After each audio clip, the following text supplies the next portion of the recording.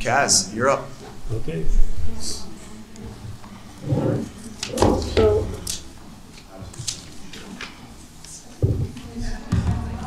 I think the first thing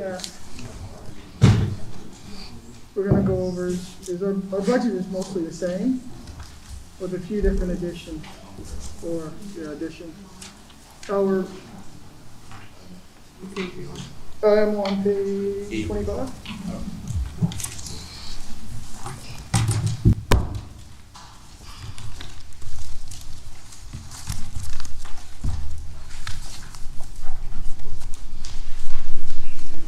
The main book is? Yes. Oh, I didn't see that. I don't know, just a suggestion, if you want, everybody that's presenting tonight has a page in the little handout, or you can look at it in your book. The only difference is the payroll section at the bottom. We've got 23 salary information next to the 24 salary information. Other than that, it's the same exact page that's in your book. It's in the little book, right? Good, so, Well, they gave us a new handout today, Mike. Did you get the new handout? Did I? That's new, I think. Is it? Yeah. Yeah. Yeah. And we're on page 8 of that handout. Which is 28 in the big book. 25 in the big book. Okay, so okay. It's just the same. 25.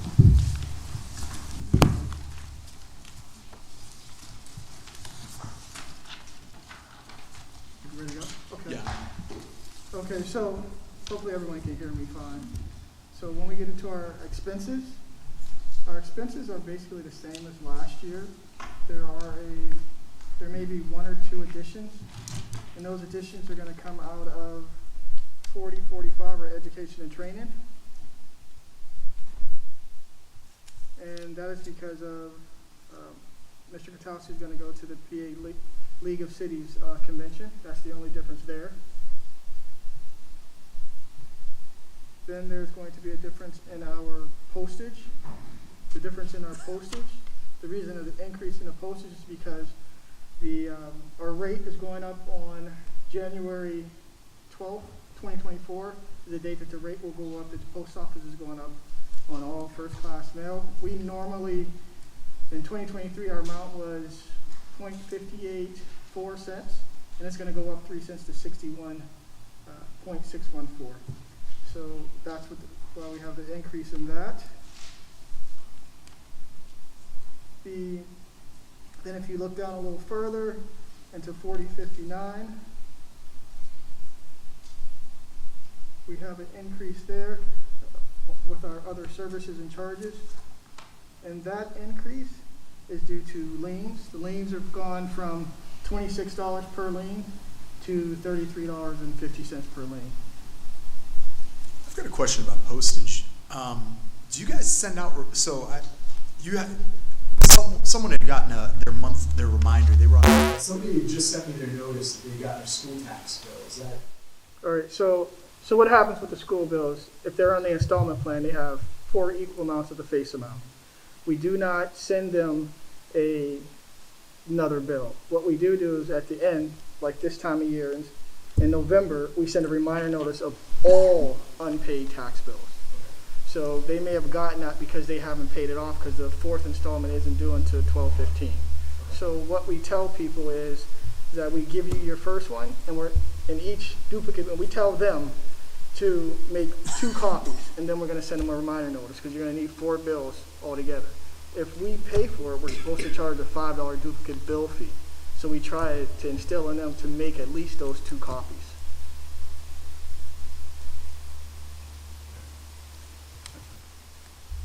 That's only for school's installment? Yes, school is the only one who has a installment plan. And that's mandated by the state.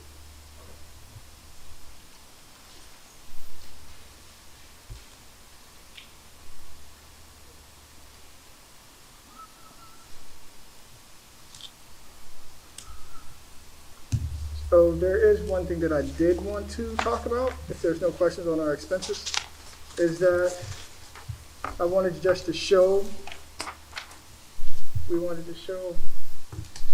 where we are with collections. And I don't know if I have enough of these, but.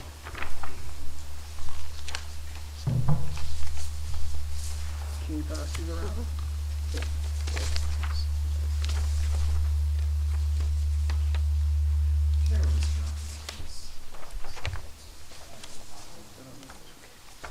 This is something that that we just put together, and what this shows is what we've collected thus far in the stormwater fees.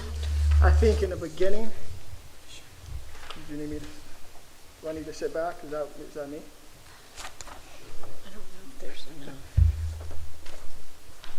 Well, to date, we've collected 80.55% of the stormwater collections. And I think in the very beginning that our goal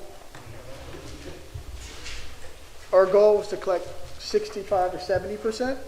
So I think we've accomplished that, and we're still trying to collect more, and that's just until Friday's date of 11/10. So we're still aggressively trying to collect more of that. But a highlight point that I do want to show is under Kaz Kwiatkowski, our city treasurer. Under his leadership in the last 4 years, we've collected more than the anticipated taxable amount, to a sum of roughly about $1.9 million more in the last 4 years than anticipated, with hopes of collecting even more the last 2 months of the year. We also get a grant with stormwater, like almost 400,000 or something.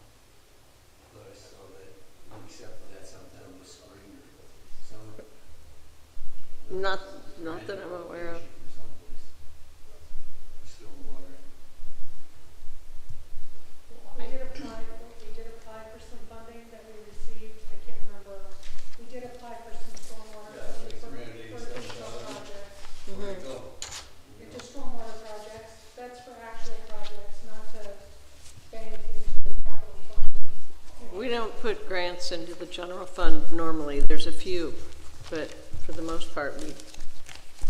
Are you talking about the funding we got to replace the lead, the lead piping? There was funding that we got. Came under stormwater, remember, right? They should have pulled it. Not that many, that's the deal to pull out. We take that money through construction and project funds and grant funds, not touching the general fund. How much of this fund we spent? Which fund? When the Ted just told us about stormwater. I think we'll have thorough answers on that on the 28th. If you, We'll have that on the 28th. yeah, it's in the book under. It's the first proprietary fund. It's on page 70. Whoops, yeah, page 70. Expenses. Yeah, page 69 are the revenues and page 70 are the expenses. And if you look at the 2023 year-to-date column, so far we've spent $210,935. We've taken in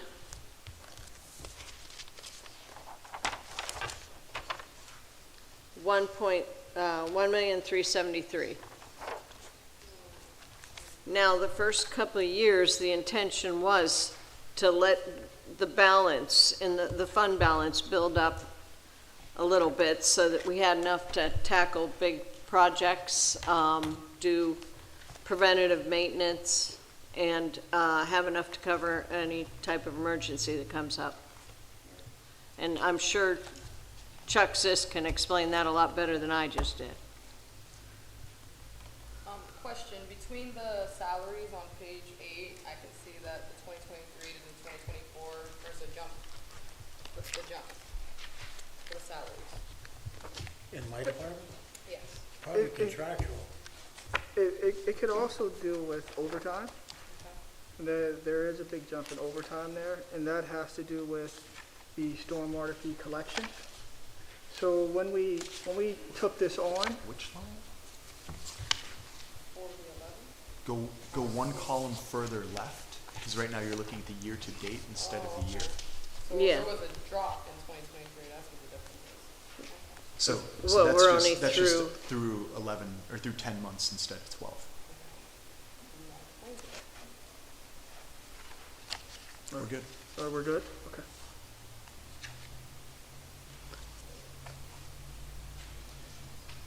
Anything else for, So just for the good of the order, where are we with the replacement, status of training, how's that going? 'Cause I know last year there was a big old situation with it, with the treasurer, 'cause I know you're technically part-time and everything. I wish I was. He's not part-time, I can tell you I that. understand that, but the hours considering, but I know that we were supposed to be training someone, are we close to getting that done? How's that going? Well, if the computer was done, we'd be okay, but that's not anywhere near done. So we're still waiting on the computer system? we're approaching the last part of the upgrade. I'm thinking we're hoping to be converted to the new system by the end of the first quarter, right, Tori?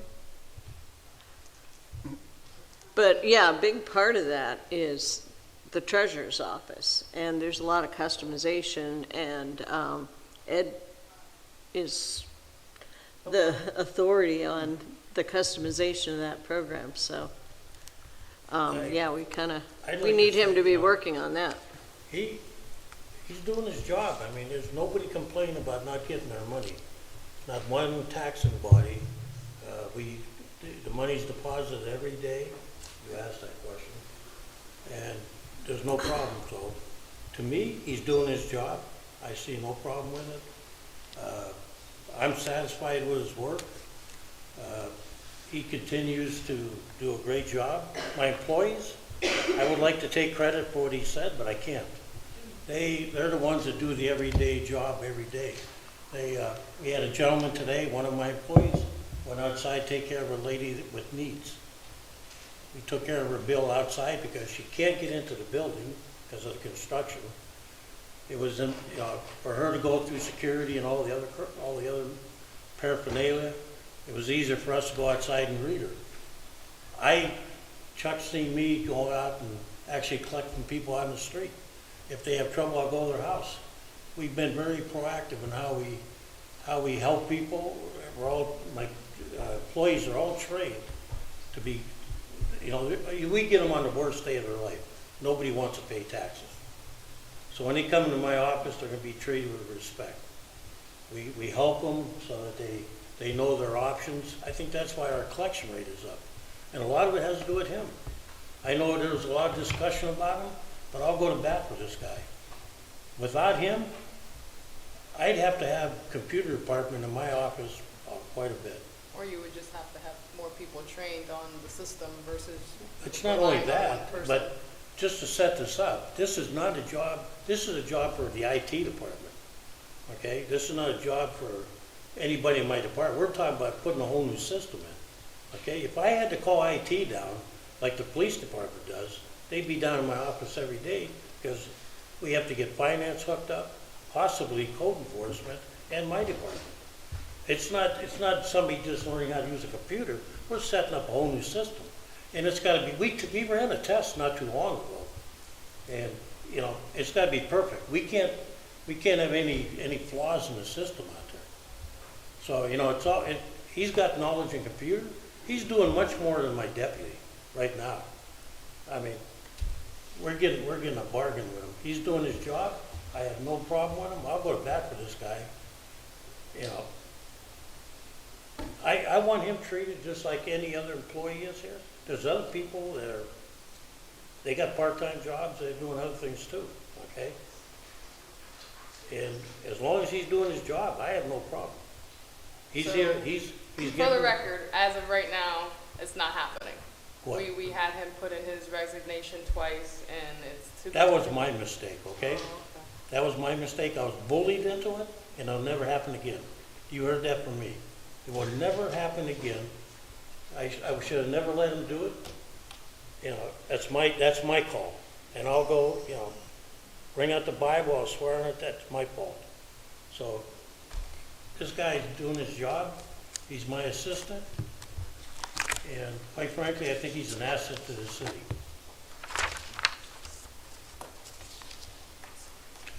So I don't know if Chuck's gonna defer me to the 28th, but, so we did take money out of the stormwater fund for whatever elaborate catch basins are going on out front. Are we gonna need more of that money for that, or is it completely settled? I'd have to defer to Chuck on that. Yeah. Something like that, Chuck Chuck. Zisk, Public Works is on the 28th. Yeah, yeah. I'd Public Works is the really rather 28th. let him answer that. As far as like operational expenses and stuff, that's who we're gonna have to ask about. Yeah, we can bring it. We can? All right, is there anything else for the treasurer's office? All right, I'd Okay. like to just make one comment. Into the future, this lien situation is gonna be very it's gonna basically take one of my employees out of the loop for a while. I hate to ask for another employee or something, but I think the way this stormwater thing is breaking out, and this will be up to the council how they want to handle this. The liens themselves are gonna take up my lien clerk's better part of a day, and she's my backup teller to the two I have. So when one goes on lunch, if we have one on, personal leave or vacation or illness, it's gonna put a crimp in there. It's just something you should consider, that my department was cut many years ago when they took out income tax and when they took out other things. But over the years, we've added dog licenses and now stormwater.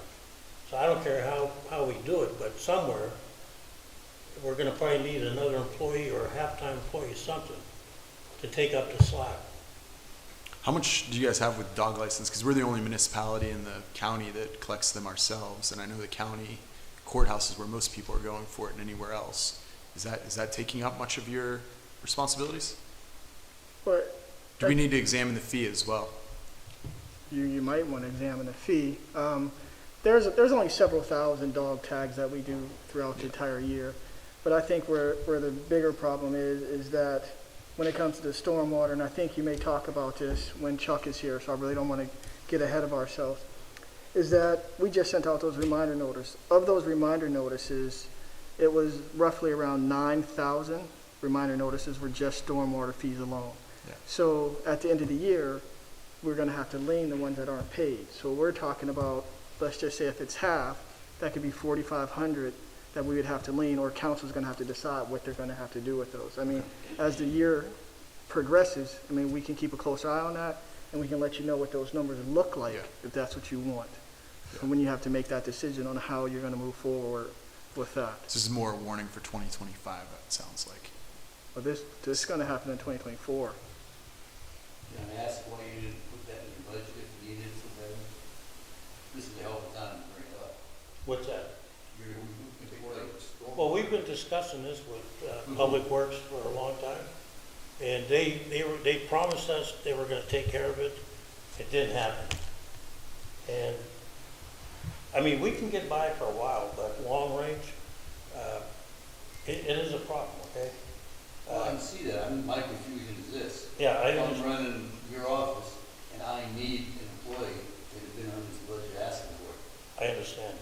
We brought this up Yeah. we brought this up a long time ago with Public Works. Like last year, we asked them, there was so much confusion that the engineer didn't want to handle it no more. So he sent all the calls down to us. Well, that ties up one of my employees. You may look at my office and you'll say, well, it doesn't look like anybody's in there. That's true. But you don't see the mail that comes in every day or the lockbox payments that come in. So we have to put and then when we have dog licenses, we have to take one teller or a couple of them, we have to denote more time to the dog licenses at that time of year and still catch up with the other stuff. That's where the overtime comes in. There's only so much time. I only have really 2 tellers. I have one lady, her job is to deposit the money every day, account for it, make sure it gets transferred to the city, to the county. That's her job. The lien clerk is kind of my backup. But the stormwater and the dog licenses are additions from since when I took, well, it goes back before me, when they cut the department a little bit. What's the difference in a 1-year dog license and a lifetime license? They don't have to renew. Cost-wise? Cost-wise, if just a regular one is $50 for the lifetime. What about the lifetime? The lifetime is $50. The annual one is $8.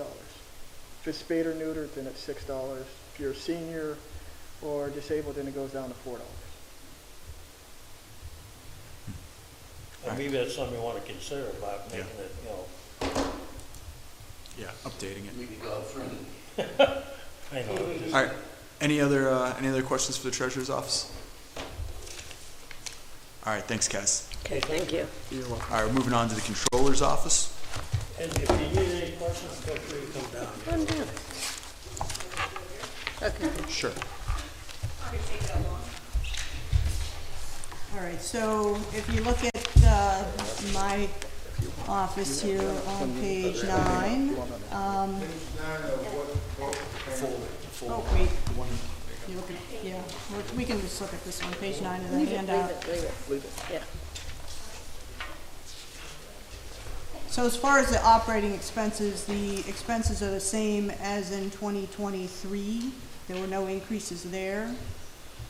The only increases are due to salaries, which are whatever the ASME raises are for that year. So there really isn't any much of an increase at all, other than salaries. And then the other part of my department is the pension office, and all of that is 100% reimbursed by the pension plan. So there's really truly no expense or cost to the city for that. And that's really just about it. You only spent 10% of your operating budget so far this year. Yep, so far. Is that like something where there's a whole big expense in November and December, or are you just gonna come out low? No, we're probably pretty much gonna finish there, but we do have some very old pieces of equipment, like a shredder that's been kinda hanging on for years. That's gonna be pretty expensive to replace. So, Awesome, thanks. Thanks for saving money. that's it. Okay. Anyone have any questions for the controller's office? How many people in the office? How many people? There's 2 other girls in the actual controller's office, and then, like I said, the pension secretary. So there's a total of 4 of us. I don't think I've ever met a deputy controller. Lauren Keller, she's our deputy controller. What's that? Lauren Keller? Yeah, she's the deputy controller. Yeah, I think that. Well, she put it to a meeting. You should get up to the 3rd floor, man. Yeah, No, I'm just saying that. I'm sure you know I've been her. there I'm sure you know who she is. Talk to her, but I can identify her as our deputy controller. And I think you'd recognize her if you saw her. close that gap. All right, any All right. questions for our controller otherwise? Thanks, Teresa. I believe we have fire on the schedule next. Lynn. Oh, okay. You're going first? Okay. And I'm waiting for Erin to bring, she's coming, otherwise Len's going, he's going, because I can't see the screen from there. Oh. Just make sure she's coming. What do you need? A handout. What's that? What page? Just the first page. Oh, the presentation would be fine unless I have a few slides to share. Can I do that first? Or would you like to go through? It's your time. Slides are fine first, yep. Let me just make sure. Oh, I guess I can kind of see. Okay. She's coming? Okay, good. because you may not be able to see it that well. Thanks, Erin. Hurry, hurry. And this is for Erin. Come on up, Erin. Thank you. So, I see you again in a different capacity now. Just to share, if you'd like. You can go to the next slide, Tori. So I just wanted to go over for planning and neighborhood resources. From 2023 to 2024, we're adding 4 additional staff members, The grant writer and grant administrator have already been hired and are at the city. The grant writer, there's some description in there, and grant administrator, I'm gonna go in a few slides, I'll show exactly where their funding is coming from. And then we're also requesting 2 property maintenance inspectors. So just wanted to share with you the additional staffing. Next slide. These are the salary breakdowns for, I wanted to share this one with you because several of our positions are either supplemented by ARP funding or by a grant. So the director's position, 20% is supplemented by ARP administrative funds. The grant writer, this position was previously housed in DECD and now is under planning. So that's not a new position, but moved over from a different department. The grant administrator is funded 50% by ARP administrative funds and was actually in the budget for the last 2 years as my position, essentially. So not really a new position either. The 2 property maintenance inspectors would be under the department budget. So those are not supplemented. And then the GIS administrator and the data analysts who were hired last year are paid with ARP administrative funds until 2026. Historic preservation planner, that position is partially grant funded through the Keystone Community Grant and then also through other grant funding sources. Do you know how long that grant lasts? Well, we haven't actually reimbursed for it yet. We have $100,000 that we're planning on reimbursing, so I'm hoping that it's for last year and this year. Cool. There is also a lot of additional funding that we're going to be going out for, hopefully, to supplement some of their activities as well as salaries for that position. And then the last one is the Love Your Block Fellowship, which was in the budget last year as well. And that position is fully funded under CDBG funds as well as other grant funding sources. Is those all under the pension too? Yes, I don't know, under the pension. When our money dries up, what happens? Well, at this moment, they're supplemented, so I'm assuming they would roll under the department budget or the general fund. So I wanted to talk a little bit about the 2 property maintenance inspectors.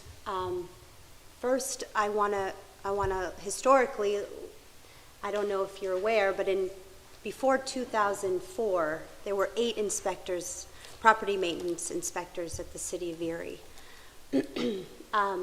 We now have 5 property maintenance inspectors, and you'll see those are the districts. Each one of those is manned by 1 person, and you'll see that on the left side up there is each person has that many. It's separated by how many parcels they have. So District 1 person, 1 inspector has 7,332 parcels. So we have 5 full-time code enforcement inspectors and one property maintenance inspector who primarily handles special projects and the rental program. The list underneath those parcels by district area are all the things that the property maintenance inspectors do, which take a lot of time and a lot of money to do. So they do all property maintenance complaints, blight process, violations, citations, inspections for home funds. They do the rooming house inspections. They do quality of life ticketing program. I called it the revised rental program because we have some additional capacity needed in that regard. The short-term rental inspection, which was just passed, and there'll be additional capacity needed to do those inspections. And then, of course, if they're at the court, if they're in court, that's oftentimes a half a day if they've cited an owner and they need to go to the magistrate's office. So, I'm looking at our revenue side. Right now we have $1,400 budgeted for revenue and quality of life ticketing. So you guys will issue 14 tickets this year, or we'll collect on 14. We've got the vacancy is budgeted at 40,000, which means we would have 200 vacant properties. The estimates are do you believe that these will give us, that your department having a higher capacity will help the revenue side of the balance as well? absolutely, because one, from what I understand, the ticketing program, the quality of life ticketing program, it's burdensome because once you send out a violation, then you send out a citation, then you have to go to court. Mm-hmm. And like I said, that sometimes the preparation for that, going half a day to court, it's not, at this moment, it's not possible. It's really difficult. That program is really difficult to implement at this moment because of the capacity, as well as I think there's the understanding of it as well. That there's just not enough manpower behind it. And I wasn't going to mention this yet, but you'll see when we get to some comparables and what other cities have done that are even smaller than us, we are not meeting the need of our community at this moment at all. With 5 inspectors and 1 for rental, we're not meeting the need. And that's why we have so many properties that are in poor condition and unsound. So, When you stand it, they all the same pay? they do. Person who takes care of, say, Glenwood area, it's the same pay as the poor sucker that's doing, Aaron, do you want to explain how? how does that happen? Yeah, so there's 14, like that bottom portion of the city, there's Yeah. 14,000 parcels. We know conditions in that part of the neighborhood, part of the city are not as dire as places that have 3,000 parcels that they're responsible for, you know that. So it's more of a breakdown in terms of the level of need in each of those areas rather than the number of parcels that that person's responsible for. But it's the same amount of work. It's just a different level of need. Saying that who is. does the same amount of work is just I think she said the same amount of context. So you're getting, the complaints that District 5 is getting are pretty equal, the same amount of complaints that District 2 is getting, but there's 5 times as many parcels in that area, but it's fewer complaints. You Right. get more in an area that has more needs. And there is a difference in the budget on the salaries because there's longevity and different things added to a base pay rate, so they won't all be the same. Yeah. That's starting salary. Oh, no, are you looking at these numbers first? salaries. For salaries for the new positions. Oh, Yeah, I these are see, the information okay, on the slides. okay. Okay. Oh, I see, I'm sorry.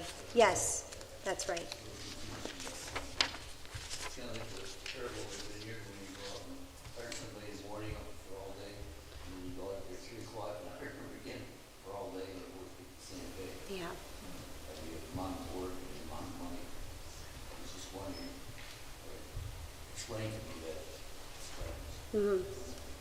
Okay. So, next slide, Tori, sorry. I just wanted to go through this just very quickly because this happened to this particular case occurred today, and I wanted to explain to you all, if I in the best way I could, and I can't show you the pictures at this moment, but here today, well, this particular property on the west side, this was a case that was open for 6 months. The property maintenance inspector first sent a violation, then cited the property for junk and debris. There was no response from the owner, and then it became a public nuisance. And if I could tell you, I've never seen anything like this before. The entire property, and it was confirmed that there's only been a few others that have been this bad, that the entire property was filled with just garbage. And so a lien was filed on the property to clean it up. And today, actually this morning at 8 a.m., 15 staff were at this property, including police, fire, code, and public works. The estimated cleanup, and that's labor, that's the, going to the dump, everything, all of that, was $4,000. Not to mention that the property maintenance inspector has spent over 80 hours in the last 6 months just dealing with one property. And then, we're not finished with this. It's now going to be placed on the blighted property list. That's estimated at another 30 hours for inspection, notices, field visits, hearings. Now that last piece that's more of our demolition coordinator. So, this is one property that we're dealing with. So it's costing a lot of time and money that if we had more capacity, more ability to be a bit more proactive on certain things, certainly the rollout of the new system will help, but I think it's more about capacity here than anything. And I want to show you the next slide because this is very telling to me. And I just did this comparison within the last couple days. So as you see, Erie our population is 93,000. We have 38,000 households. We have 6, like I mentioned, really it's 5 because the one is dedicated to rental. So we have 6 property maintenance inspectors. If you look at a city that's the most comparable, which is Reading, which has 94,000 in population, they have 32,000 households, less than us. They have 14 property maintenance inspectors. That's not plumbing, that's not building. Those are just our property maintenance inspectors. Reading also has 1 manager, 3 supervisors, 1 chief clerk, 3 clerks just for property maintenance. And the manager told me that in the last year that they have really bolstered up this department because they understand the need for this. They understand it. Take Scranton. It's a city that has a smaller population than us, smaller household. They have 10 property maintenance inspectors in Scranton. And then Allentown, which is obviously larger than Erie, but not by that much. They have 17 property maintenance inspectors, and today the manager told me that they are hoping to get 20. So we are severely underserved here. Property maintenance inspector and our code enforcement. The same. So code enforcement, when you think of code enforcement, we have property maintenance, but then we also have our building inspector, our plumbing inspector. We contract out for our HVAC with BIU, and who am I missing? Electrical inspector. Those are separate. Also with these numbers, that is separate from just the property maintenance inspectors. So from this comparison, to me, this is evidence here showing that we're quite underserved in this department. I've had about 6 different people reach out to me since the budget came out asking me to make sure that you get those 2 extra inspections. 6 different people. Some of them are big critics of the city, and they saw that and were like, hey, by the way, that really needs done. So usually when I get grabbed and it's like, hey, Councilman Nelson, I want to talk to you about the budget, it's not the direction I usually expect it to go. Right. And if we get the 2, we're back to 2004. Yeah. But clearly, I will make a good case next year, hopefully. So, next slide, Tori. Okay, So now, after talking about that, I have some, just quickly, just some comments about the different categories for operating expenses. If you wanted to go through that, I'm happy to look through that if you have any questions. Understanding why we've had some increases. One of the bigger increases that I think was in the budget last year, but then we weren't ready for the rollout for CityWorks, was the 30 iPads, under 40, 35. So we'll be rolling out the new software in March, and in order to make this work, we're going to need 30 iPads. So that's going to increase not only our consumables, but it's also going to increase our communication, because we're going to need more data for those iPads. Art money wouldn't be available for that? Art money is not available for that. The $900,000 that was set aside for the digital infrastructure is all going and all encumbered to the software itself, not to the iPads or the hardware. So we don't have any more money for that. Selling a good wife. Do it. And then 4059, we have matching dollars in there for several of the grants that we've received since 2021, and all of those grants we're able to leverage matching fund, or leverage additional monies with that match. Lastly, I just wanted to notify you that tomorrow on agenda will be a grant that we're going after. It's an LSA, Local Share Assessment Grant, to hopefully receive money to purchase 10 new vehicles for code enforcement. I wanted to put the actual existing car up there, but Didn't want to scare it. I did. I actually did. I couldn't find a picture. So this is our dream vehicle up there. Right now, the code enforcement, most of them are driving in subpar vehicles that really have no heat. They're barely making it through the winter. In fact, most of the time, they're sometimes using their own vehicles if necessary, because they cannot drive through the streets of the city in the cars that they currently have.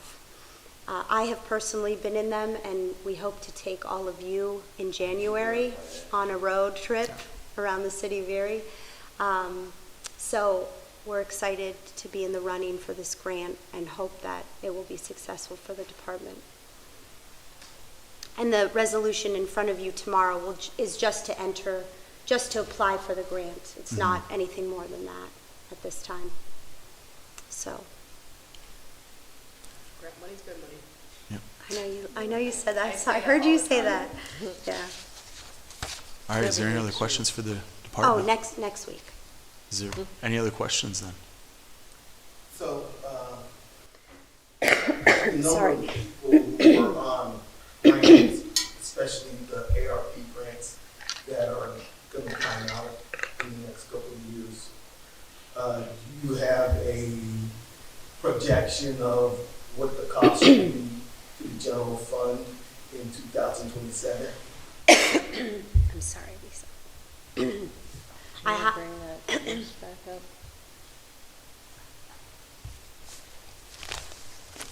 Did you? So That's a Lisa question. Where's my, 5-year projection. You need this one. I need, my management book, why did I bear, oh, there it is. All right. That was a concern I brought up and showed you in art money.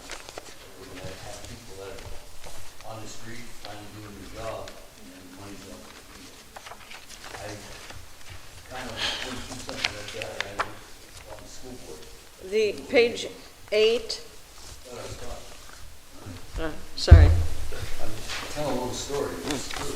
We were getting $5 million a year from GE. And we put all kinds of beautiful programs together, and the program ended. We have dropped 30 very good teachers. Yeah. So I'm just being Well, aware of this. Sure. And I want to lose people who are I'm sorry. Okay. Page 8 of your handbook, the handouts? The handout from last week? Yeah, This one. Yeah. We're gonna have stuff every session in this handout. So, Everything you get. yeah. So bring this with you every time. So at the bottom, the administrative reimbursement part at the bottom. And I'm sorry, do you have yours? Can I use yours? Yeah. We need to replace your pages because we didn't give you the titles, we gave you the names, and, yeah. The grant administrator is the top one. The director, You know what, I just point out that the grant administrator yeah, was also a replacement for Jen Hoffman, who used to be in DDCD. uh-huh, So we're subsidizing her salary with ARP funding because she's administering the ARP program. But she took on Jackie's role and Jen Hoffman. Right. okay. So it's not a new position. So that one will probably stay on. Part of the finance director salary, part of the grant account, so a lot of these positions are shared with, the work that they're doing is bringing in, I'd say dozens of decent-sized grants that are more than enough to compensate for their salaries. So, actually, I think we would have to sit down and discuss this a little bit closer into 2025, but some of them will stay on and some of them might be timed out. But we're hoping to, all the work that they're doing on grants, we're hoping to be able to keep them working with grant money long into the future. So they are full-time pensioned employees as of right now.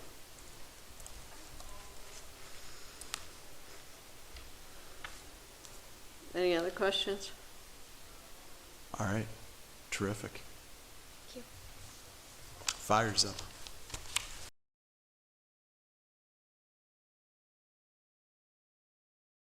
All right, how we doing? Good. I shouldn't have let Jackie go in front of me. She was supposed to go after me, and she had that fancy presentation. I don't have anything like that. Are you asking for any new positions? What's that? Are you asking for any new positions? We are.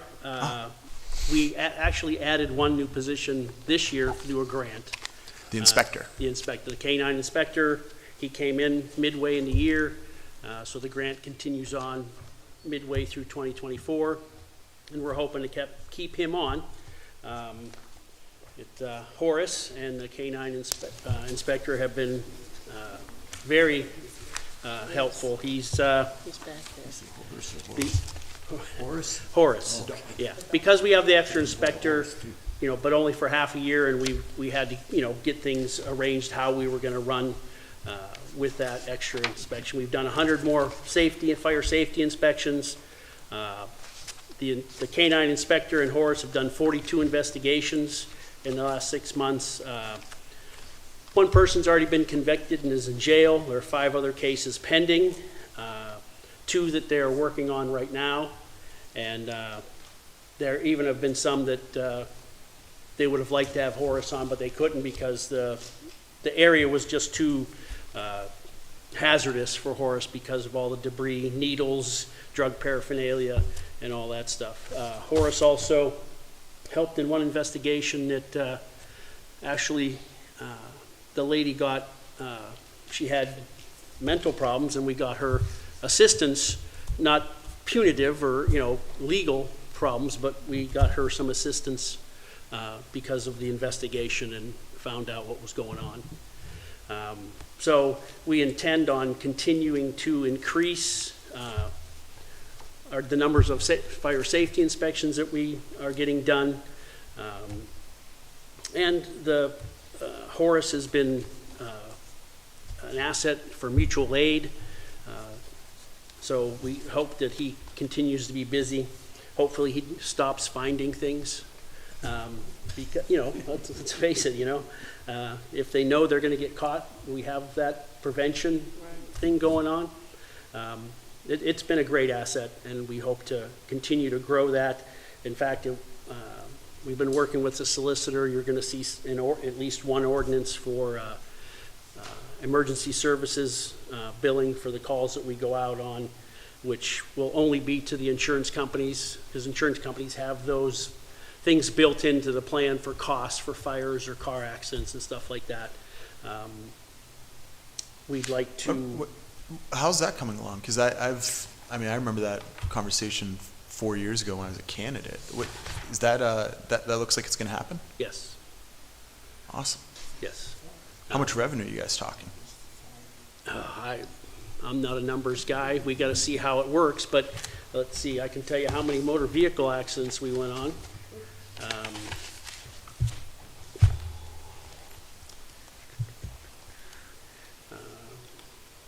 We went on over 300 motor vehicle accidents. So depending on the nature, whether it's general cleanup or whether it's somebody that has to have the jaws of life, or to what extent, how bad the accident is. Insurance policies, sometimes they'll pay $500 for a motor vehicle accident. Even if you bill them for $1,000, they're going to cover, what is in the policy. Awesome. Happy to hear this is moving. So, and then for fires, there again, it's what's in the insurance policy. This is something new for us, and we've been trying to get it going for a couple of years, but it takes a lot of research and a lot of, finding out how other communities are doing it, how we want to do it, get it through the solicitor so that it's legal and all that stuff. So that, we're hoping by the end of the first quarter to be billing. Yeah, I love numbers and checking other places too, but it's always tough because a lot of places have EMS as well. Mm-hmm. So then trying to divide it up and seeing that Reading's getting $9 million in revenue here, and then realizing they have their own EMS and how much of it's there. Right. So I'm But, really excited to see in a what lot that of, works out to be. you're right. Each municipality does it a different way. Yeah. So we're trying to figure out something that works for us. And we don't want it to be an added burden to the residents, just whatever their insurance will pay. We are also, as far as money, we're looking at, we've for years been doing our own training in-house when we hire new firefighters. And we are looking at sending it out. We've looked at a couple places. The one we're looking at right now, it looks real promising, is Columbus, Ohio, has a training academy that they run 3 times a year. And it's a numbers game. We usually hire 2, 3 at a time. That would be a savings, almost, not quite half of what we're paying to do it in-house. If we hire 5 people, it's probably a break even. If we're gonna hire a group of 12, which we've done in the past, but not very often, maybe 2 or 3 times in the time I've been with the fire department, that we would do in-house, because they charge per person. But all of our training is done here now, and it's a lot of overtime. So that we would, that would help, gonna help the budget. We So- appreciate any information on things. We're, like the budget. we're always going after grants, and we've been pretty successful. How long is your training academy? Our training academy is roughly 7 weeks, 8 weeks, depending on how many students and how fast they can move it along. Sometimes if they have to do some training and they have to schedule it somewhere else where they have to go and use another department's props or something like that, scheduling, stuff like that. So You can say 50%, it's a no-brainer. right, on 3 people. That's, like I said, it's about a break even on 5. We don't often hire 5 at a time. Right. So, and we're always working with the union to try and keep our training costs down as far as how many we hire. We hate hiring one person at a time, and they've been very flexible with the contract, is what the contract states, to work with us to be able to wait to hire, because we know there's somebody coming in the future that we're going to have to hire. They've been real flexible as far as working with us. Did you get a timetable yet for when you're gonna move into the Kohler building? No, You know what we're gonna do with the Marsh Street? that is up to, the mayor and Public Works, but I believe they're going to use it. It's still, to my best of my knowledge, it's okay for storage and pickup trucks and just storage of, Small. equipment. When the fire trucks weigh 40 to 80,000 pounds, that's where we have a Understand problem. that. No, I'm just saying that's, again, a piece of property that could go back on the tax rolls instead of using it for storage. Well, Zisk's going to be nervous about his one, as many questions that we've been lining up for him. Told him I changed the grade over at least. So, other than that, we're always working to try and reduce overtime, but that's contractual. So, You're asking for a lot more there this year. That's the one area you guys really bumped it up. well, if you look at the history, we Yeah, just you've been bumped it up to what we end up spending. Instead of budgeting, hopeful we can do this and it being over, we gave a realistic number. Overtime is basically just coverage. Yes. for folks that- We have minimum staffing, and we have to maintain that. And when there's a fire, we need people at the scene, so. Right, so, callbacks, Just if there's a clarification. fire, yeah, yeah. Our calls have gone up, on page 36, it lists our calls. Those numbers are, depending on where you get the numbers, for 2022, it's only off by like 100, but, we were over 9,000. So if you look back to 2013, all the way up to 2019 and 2020, 2020 and 2021 were COVID, we averaged around 6,000. Now we're averaging from 22, 23 this year, and we don't expect to see any decline. We're over 9,000 runs a year. So our calls have gone up about 3,500 runs a year since COVID.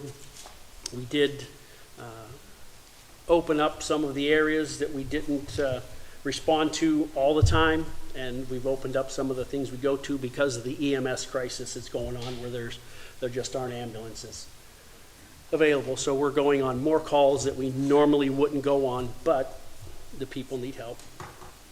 So I will warn you that next year, if we can get this billing going smoothly and we can get our inspection plan, in place and working smoothly, next year's budget will probably include an additional inspector. Great. You currently have two. You had one when we first got, Well, we have 3 now because of the K-9 inspector. sorry. You had So two, and now you're up to 3, and Yeah. historically, you've had 4 or 5, 5. usually. Yeah, 5. Yes. We had 5, it got cut back to 2, Yeah. so. Is that in 2004 also? Right around that time, yes. I couldn't tell you exactly what year they got cut, but yes, it was right along that time. All right, then. Okay, I think for historical purposes, people should understand in 2004, the city was going into a pre-bankruptcy, I guess you could say. And so there were a lot of these things were cut at that time. And we have to make sure that while we want to have everyone to have what they want, that when the ARP money runs out, we don't want to be back in the same boat where we're cutting people. Well, And, Well, because we and don't like have I the said, money we're, to we're, maintain we're them. trying to do everything we can to keep our costs low. Our maintenance costs right now are high, but the Schember administration has been very good at working with us. We went to them with a plan to start replacing our apparatus, like one new apparatus, roughly 3 years. That puts them, if we have 6 frontline apparatus, that gives you 18 years in the front line. NFPA says they should be out of the front line by 15. Right now, we have 3 apparatus that are 21 years old in the front line. And some of our backup apparatus are over 30. but we have a very good maintenance staff that takes care of all of our equipment. They do an excellent job. So our maintenance costs hopefully will start to decrease. We're expecting to see 2 new fire trucks next year that we ordered a year and 10 months ago. And we're looking at almost another year before we get them. So that should help with our maintenance costs to go down. And next year, we're trying to put together specs to order the last pumper that's a 2003. But once we order that, it'll be at least 3 years before we get it. Depending on things, every fire truck manufacturer is right around 36 to 48 months. Maybe by then, it'll start to come down. Prices for fire trucks have gone up anywhere from 23 to 30% since we ordered the last 2. So we're working to keep everything as cost-effective as possible. So the grant that appears on, it's gonna appear on the next council is for, a grant to buy a new truck? Well, we have 4 that are gonna come up before you guys tomorrow, the LSA grants. Yeah. The one of them is, the one we applied for through LSA is a rescue pumper, Okay. okay? It depends on when it comes in. The first round of LSA grants took over a year before they awarded them. You can't order a fire truck in March, get awarded a grant in July and go, oh, it's paying for that. The grants are very specific. It's for going forward. So, in anticipation of not having that in time for the pumper that we want to order next year, that is for the rescue pumper, the next rescue pumper. Well, the one we want to order next year isn't a rescue pumper, but the next one in line to be replaced would be a rescue pumper. So that's what that's for. I guess if the state comes up with a miracle and awards LSA grants in a really quick and timely manner, it would be up to the mayor whether he spend it on the one we're ordering next year or kept it for that future truck.